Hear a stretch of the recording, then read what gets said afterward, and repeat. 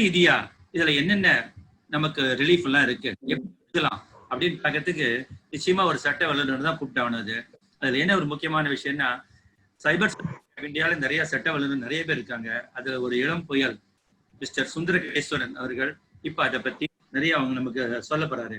அவரை வந்து பண்றது மிஸ்டர் முருகன் அப்படிங்கிறவரை அவரை சுந்தர கணேசன் பத்தி சொல்றதுக்கு கூப்பிடுறேன். அனைவருக்கும் மத்திய வணக்கம். மிஸ்டர் திரு சுந்தரகடேஸ்வரன் பன்முக திறமையாளர், அனுபவசாலி, சட்டத்திலும் சரி அறிவு சார்ந்த துறையிலும் சரி பல செயல்களை செய்து முன்னேறி உள்ளார். இந்த சிறிய வயதில் பல அரிய சாதனைகளை செய்து நம்முள் அவருடைய அனுபவத்தை பகிர்ந்து கொள்ள இங்க வந்தமைக்கு மிக்க மிக்க நன்றி. சமயம் கருதி அவரை பற்றி அதிகம் கூறாமல் அவரிடமிருந்து நாம் அதிக கற்றுக்கொள்வோம். மிக்க நன்றி.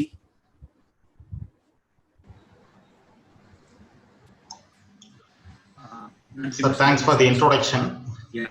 இன்னும் அதிகமா சாதிச்சிட்ட மாதிரி எனக்கு ஒன்றும் தோணல. So anyway, thanks for the introduction. இங்க வரவங்க எல்லாரும் அப்படிதான் சொல்றாங்க. ஆனா நிறைய சொல்லிட்டு போறாங்க. Thanks. Sir, ஒரு ஸ்லைட் ஷேர் பண்ணிக்கிறேன். ஸ்லைட் ஷேர் பண்ணு. Disabled ன்னு வருது. போஸ்ட் ஆன. இது பண்ணிட்டேன் சார். ஸ்லைட் ஷேர் பண்ணு. குமரன் பண்ணிட்டேன் சார். சுந்தர் சார் உங்களுக்கு வந்துச்சா? வந்துருச்சு சார். இப்போ வந்து லீகல் ஆஸ்பெக்ட்ஸ் ஆஃப் ஃபிஷிங் பத்தி எக்ஸ்பிளைன் பண்றதுக்காக எனக்கு இந்த ஆப்பர்ச்சுனிட்டி கொடுத்தது first I thank you. I would like to introduce the phishing அப்படிங்கிறத பத்தி ஏற்கனவே இன்ட்ரோடக்ஷன் கொடுத்துட்டதுனால நான் அதை ஸ்கிப் பண்ணிக்கிறேன், நேரம் தாழ்த்தாம. ஸோ இன்ஸ்டன்சஸ் ஆஃப் ஃபிஷிங்னு பார்த்தா சார் சொன்ன மாதிரி நிறைய பேங்க்ஸ்ல இருந்து இந்த ICICI bank, UTI bank, HDFC இந்த மாதிரி பல பேங்க்ஸ்ல இருந்து இந்த மாதிரி கம்ப்ளைண்ட்ஸ் ஏற்கனவே நிறைய வந்திருக்கு. ஸோ இப்போ பாப்புலர் கேசஸ் அப்படின்னு பார்த்தீங்கன்னா ஒன்று நம்ம RBI phishing scam. RBI phishing ஸ்கேம்ல பார்த்தீங்கன்னா ஆர்பிஐல இருந்து உங்களுக்கு 10 lakhs ப்ரைஸ் பண்ணி கொடுக்குறோம் அப்படின்னு சொல்லி நம்ம கிட்ட இருந்து credit card details, account details collect பண்றதுக்காக ஒரு அட்டம் நடந்தது, அது ஒன்று. செகண்ட், ஐடி டிபார்ட்மெண்ட் ஃபிஷிங் ஸ்கேம்ல வந்து நம்மளுடைய பேன் நம்பர், நம்மளுடைய account details, credit card details gather பண்ணி நாங்கள் உங்களுக்கு வந்து ரீஃபண்ட், ஐடி ரீஃபண்ட் தர்றோம் அப்படின்னு சொல்லி ஒரு ஸ்கேம் வந்தது. நெக்ஸ்ட், ஐசிஐசி வேர்ல்ட் கப் 2011 டைம்ல இந்தியாவில் நிறைய அந்த அட்டாக் நடந்தது. ஐசிஐசி கிரிக்கெட் டிக்கெட்ஸ்க்கான ஆஃபர்ஸ் நிறைய கொடுக்குற மாதிரி கொடுத்து நம்ம கிரெடிட் கார்டு டீடைல்ஸ் கேதர் பண்ணது. கூகுளில் வந்து கொஞ்ச நாளைக்கு முன்னாடி ஆல்மோஸ்ட் ஜிமெயில் வச்சிருக்கிற எல்லாத்துக்குமே ஒரு மெயில் வந்திருந்தது, இந்த மாதிரி உங்களுடைய டீடைல்ஸ் நீங்க அப்டேட் பண்ணல அப்படின்னு சொன்னா within 7 days your account will be டீஆக்டிவேட்டட்னு. அது கூகுள்ல இருந்து இட்ஸ் ஃபிஷிங் அட்டாக்னு கன்ஃபார்ம் பண்ணியிருந்தாங்க. These are the popular cases. So going to the legal ஆஸ்பெக்ட்ஸ்ன்னு பார்த்தீங்கன்னா இன்ஃபர்மேஷன் டெக்னாலஜி ஆக்ட் 2000ல செக்ஷன் 43 2008 அமெண்ட்மெண்ட்டுக்கு அப்புறமா it has prescribed penalty and compensation for damage to computer and computer systems etc. 43ல என்னென்ன kind of offenses R எதெல்லாம் வந்து will be considered as damages அப்படிங்கிறத பத்தி எக்ஸ்பிளைன் பண்ணியிருந்தாங்க.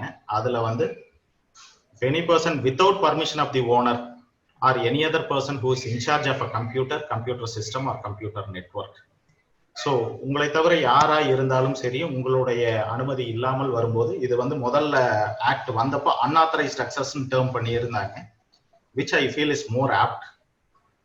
ஏன்னா லிமிட்டட் அக்சஸ் இருந்தா கூட when the access is passed away it can be termed as unauthorized access. அந்த மாதிரி this particular section explains what are the offenses.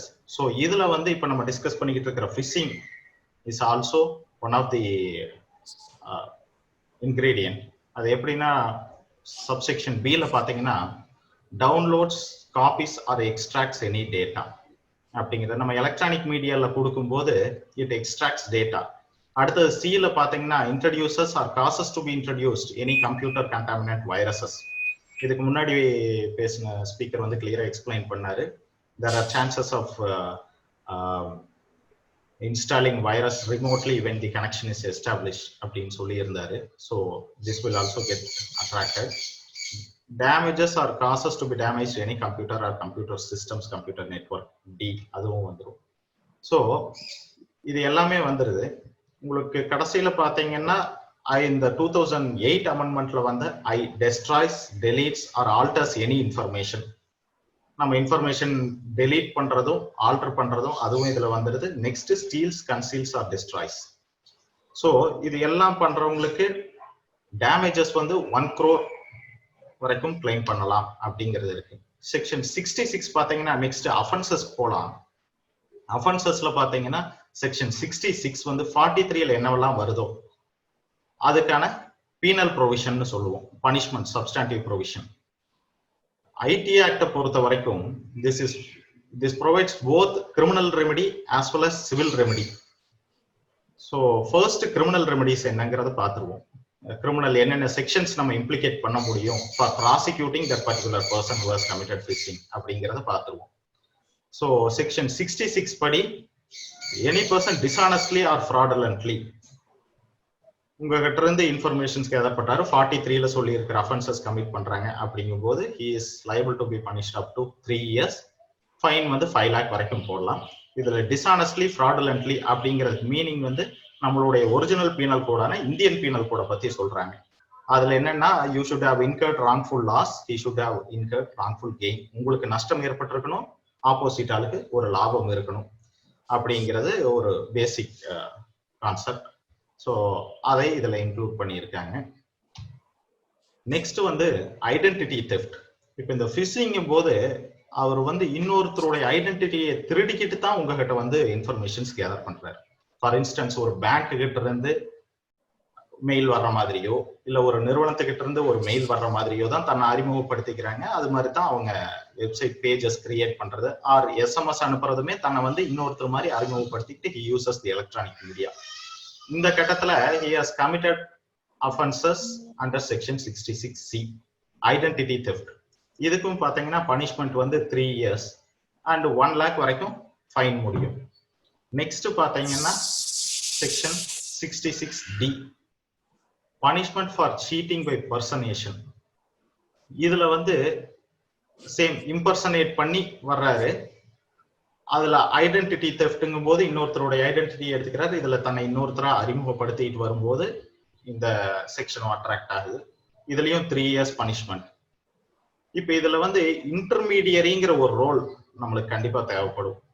எதனாலன்னா நான் நெக்ஸ்ட் சிவில் ரெமெடி உங்களுக்கு நெக்ஸ்ட் எக்ஸ்பிளைன் பண்ற போகும்போது இந்த இன்டர்மீடியரி யாரு அப்படிங்கிறது இதுல கொடுத்திருக்கிற டெஃபினிஷன் அப்படிலாம் படிக்க விரும்பல.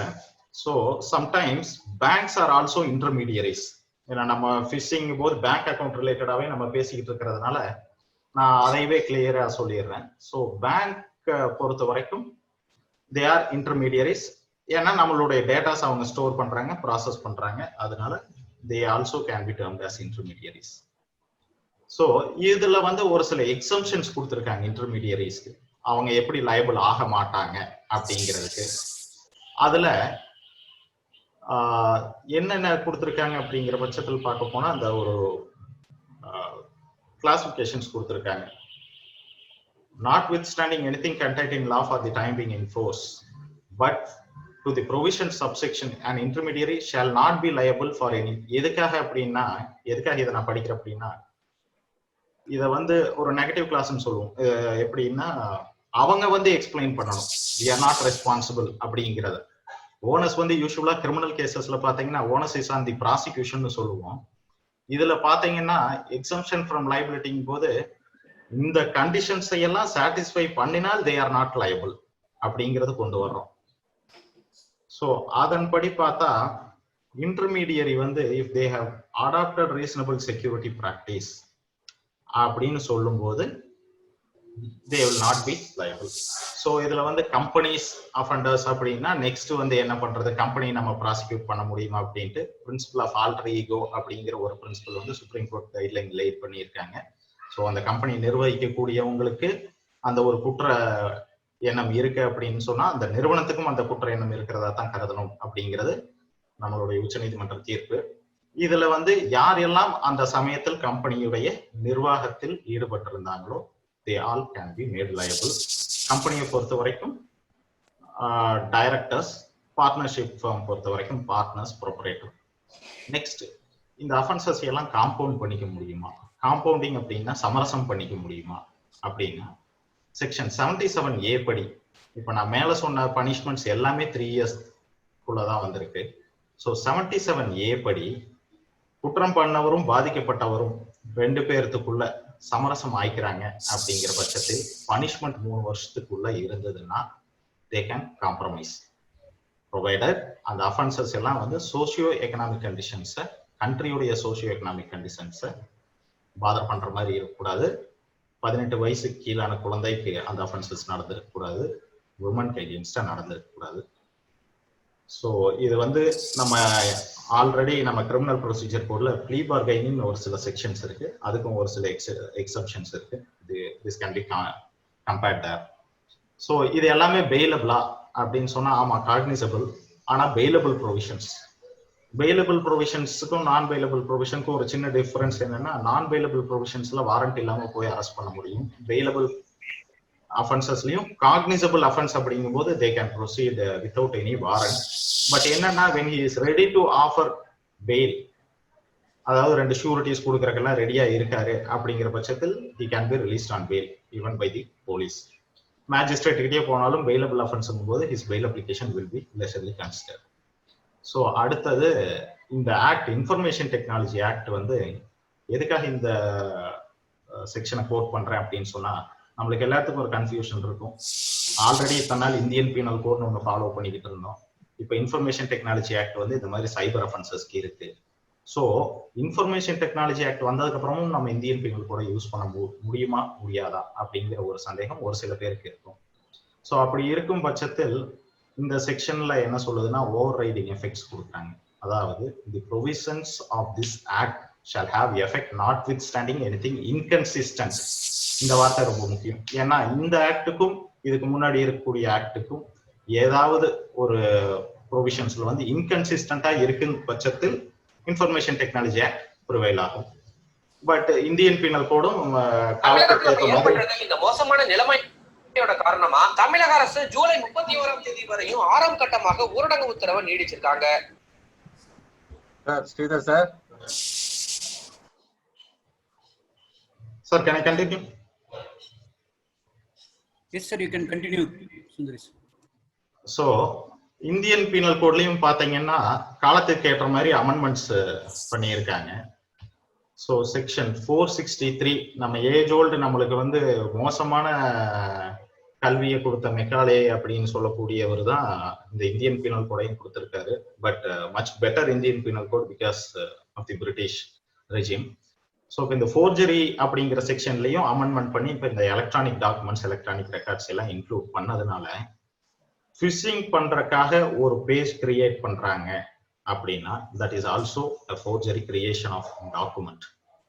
So that can be brought into forgery. ஃபோர்ஜரிக்கான பனிஷ்மெண்ட் வந்து 2 years. என்ன எல்லாமே 3 years 2 yearsன்னு தான் இருந்துகிட்டு இருக்கு அப்படின்னு sometimes prosecution agencies will feel dejected. என்ன சார், நாங்க கஷ்டப்பட்டு இந்த மாதிரி சைபர் கிரைம் அஃபென்சஸ்ல அவன் பாம்பேல இருப்பான், பெங்களூர் இருப்பான், டெல்லியில் இருப்பான், போய் பிடிச்சிட்டு வருவோம். பட் பெயிலபிள் அஃபென்ஸுங்கும் போது their work get spoiled and they get rejected. So section 468 பாத்தீங்கன்னா whoever commits forgery intending that the document or electronic record forged shall be used for the purpose of cheating. Our forgery பண்ணது சீட்டிங்காக use பண்ணியிருக்கார் அப்படிங்கும் போது இந்த செக்ஷன்ஸை use பண்ணலாம். This is punishable up to 7 years, non bailable.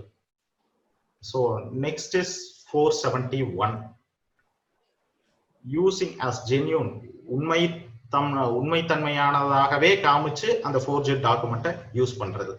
So this is using forged document or electronic record as genuine one. உங்களுக்கு வரக்கூடிய வெப்சைட்டோ மெசேஜோ அந்த ஒரு பர்டிகுலர் பேங்க்ல இருந்து வர்ற மாதிரி, பர்டிகுலர் நிறுவனத்தில இருந்து வர்ற மாதிரியே கொடுத்து உங்களுடைய டீடைல்ஸ் கேதர் பண்றதுனால so this section also will be attracted 471. punishment is 7 years and next வந்து compensation நீங்க claim பண்ணலாம். compensation பாத்தீங்கன்னா நான் முதல்ல சொன்னேன் இதுலயே வந்து உங்களுக்கு கிரிமினல் ரெமெடியும் இருக்கு, சிவில் ரெமெடியும் அவைலபிள் இன்ஃபர்மேஷன் டெக்னாலஜி ஆக்ட்ல அப்படின்னு சொல்லி. ஸோ ஒரு நஷ்டம் ஏற்பட்டுருச்சு, நீங்க யார்கிட்ட போய் நீங்க கிளைம் பண்றது? அவன் திருடினவன் கண்டிப்பா அடுத்த செகண்ட் அவன் அக்கௌண்ட்ல இருந்து வித்ட்ரா பண்ணியிருப்பான், ஏடிஎம்ல இருந்து. யூஸ்வலா நார்மலா நடக்கிறது என்னன்னா ஃபிஷிங், அவன் அக்கௌண்ட்டுக்கு டிரான்ஸ்ஃபர் ஆகும், உடனே ஏடிஎம்ல போய் இதை withdraw.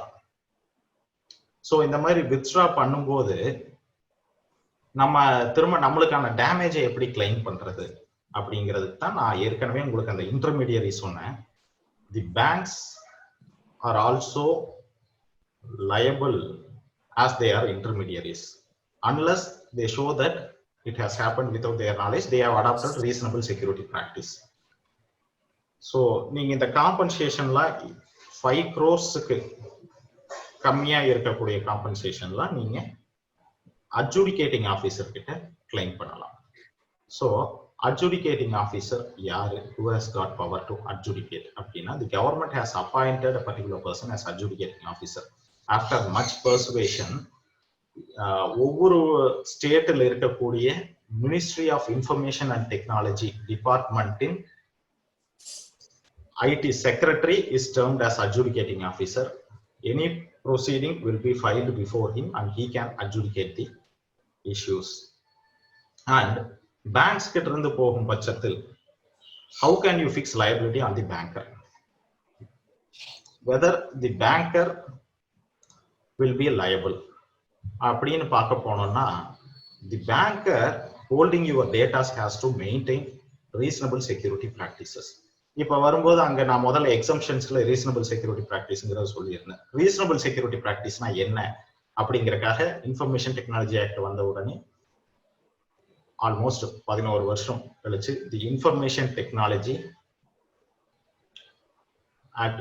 and information technology reasonable security practices and procedures and sensitive personal data or information rules 2011 ஒன்னு பாஸ் பண்ணிருந்தாங்க. அந்த ரூல்ஸ் படி பாத்தீங்கன்னா any body corporate which includes banker or other body corporate where your account details are being held, so they have to have a comprehensive security practices. Comprehensive practice na including technical, operational, physical என்னென்ன security measures எடுத்திருக்காங்கங்கிறது document பண்ணி that should be authorized by the board and it should be periodically reviewed. இதெல்லாம் வச்சிருக்கணும். நாளைக்கு ஏதாவது ஒரு contradiction வரும்போது concern authority கிட்ட these should be shown. Next, சரி அவங்க அந்த மாதிரி எதுவும் பாலிசிஸ் வச்சு கிடையாது அப்படிங்கிற பட்சத்தில் இன்டர்நேஷனல் ஸ்டாண்டர்டான ISO 27001 சொல்லக்கூடிய அந்த இன்ஃபர்மேஷன் டெக்னாலஜி செக்யூரிட்டி டெக்னிக்ஸ் இது வச்சிருந்தால் it can be termed as they have adopted reasonable security practices அப்படின்னு வச்சுக்கலாம். But even then it has to be proved before the concerned authority. So going to the time, I limit myself in explaining much into the provisions or interpretations. So these are the இதெல்லாம் தான் வந்து ஒரு basic information. Phishing பொறுத்த வரைக்கும் என்னென்ன legal provisions include பண்ணலாம் அப்படிங்கிறது. So thank you for the opportunity. I think I have completed in Thank you very much. Thank you very much, Mr. Sundara Kadeswaran. I think இந்த வாட்டி இந்த தடவை நம்மளோட சைபர் சொசைட்டில 3 பேர் கூப்பிட்டவங்க வந்து ஒரு அருமையான ஒரு எக்ஸாம்பிள் மாதிரி ஃபிட் பண்ணிருக்காங்க. முதல்ல வந்தவர் எப்படி நடக்கிறது, எப்படி விழிப்புணர்வு சொன்னாரு. அடுத்து வந்து டெக்னிக்கலா எப்படி எல்லாம் அது நடக்கிறதுங்கிறத பத்தி எக்ஸ்பிளைன் பண்ணார். கடைசியா சுந்தர கடேஸ்வரன் சட்டம் வழியா அதை எப்படி பார்க்கலாம்னு. இன்ஃபேக்ட் நீங்க சொல்ல சொல்ல அப்லோட் ஆகும். சப்போஸிங் யாராவது மிஸ் பண்ணிட்டாங்க மறுபடியும் உட்காந்து நிதானமா நீங்க வந்து கேட்டுக்கலாம். ஆமா சார், அந்த யூடியூப்லயே நம்ம ஆன்சர்ஸே அனுப்பிச்சிருவோம். சப்ஜெக்ட்ஸ் நாங்க ஆராய்ச்சி பண்ணி எதெல்லாம் நம்ம காமன் பீப்புளுக்கு சரியா இருக்குமோ அதை ட்ரை பண்றோம். இங்க வந்த 3 eminent speakers doctor Lena Tamilvanan, mister Kandaswamy and our own member mister Sundara Kadeswaran. Thank you for very very lecture. ரொம்ப நல்லா இருந்தது, என்ஜாய் பண்ண முடிஞ்சது. அவர் டாக்டர் லேனா தமிழ்வாணன் மட்டும் இல்ல, நாங்களும் தான் சேர்ந்து இதுல வந்து கத்துக்கிறோம். நாங்க கத்துக்கிறதுக்கு நிறைய விஷயங்கள் இருக்கு. சார் எக்ஸாம்பிள் கந்தசாமி சார் சொன்னதுல நிறைய தெரிஞ்சுக்க வேண்டிய விஷயம் இருக்கு. அண்ட் சுந்தர கணேசன் சார் சொன்ன லீகல் ஆஸ்பெக்ட் நிறைய. ஸோ இந்த மாதிரி பல பேர் கூடி நம்ம தேர்வு தான் இந்த சைபர் கிரைம்ங்கிறது ஒரு பெரிய விஷயத்தை நம்ம கடக்க முடியும். நம்ம எப்படி நம்ம கோவிடை வந்து ஒன்று சேர்ந்து நம்ம போராடுறோமோ இதே மாதிரி இதையும் போராடலாம். ஏமாறாம இருக்கிறது ட்ரை பண்ணலாம். இதை ஆர்கனைஸ் பண்றதுக்காக பல பேர் உதவி சொல்றது ரொம்ப சிரமமா இருக்கு இந்த சமயத்துல. சைபர் சொசைட்டியோட ஓன் பீப்புள் நம்மளுடைய தலைவர் பாலுசுவாமிநாதனோட தலைமையில ரொம்ப நல்லா இது பண்ணியிருக்காங்க. இதனால அரேஞ்ச் பண்ணி கொடுத்ததுக்காக இதுல வந்து பேக் ஹேண்ட்ல வந்து நிறைய மிஸ்டர் ஸ்ரீதர் மாதிரி நிறைய பேர் உழைச்சிருக்காங்க. இது கிட்டத்தட்ட ரொம்ப பெரிய முயற்சி இது. பட் ஒரு சீரியல் லெவலில் நம்போம். இன்னமும் நிறைய இந்த மாதிரியான இதெல்லாம் வரும். உங்களுடைய ஃபீட்பேக்கை கொடுங்க. சைபர் சொசைட்டியோட யூடியூப் சேனல் இருக்கு, அங்க போய் நீங்க உங்களுடைய ஃபீட்பேக்கை போடுங்க. இந்த ஃபுல் செமினாரோட வீடியோவும் அதில் அப்லோட் ஆகும். கொஸ்டின்ஸும் அதில் ஆன்சர்ஸோட வரத்துக்கு ஏற்பாடு பண்ண போறோம் நாங்க. இதுக்கு மேல ஏதாவது இருந்தாலும் you can always connect to cyber. அந்த மெயில் ஐடி இருக்கு. நீங்க உங்களோட questions website is it on YouTube www.cyc.in. அதுல போனா யூடியூபோட லிங்க் திருப்பி சொல்லுங்க சார். cysi.in www.cysi Cyber Society of India cysi.in. and is it on YouTube where? அதுல வந்து அதுலயே யூடியூப் ஆன லிங்க்கும் அங்கேயே கொடுத்துருக்கோம் சார். நீங்க அதுல கிளிக் பண்ணிடலாம்.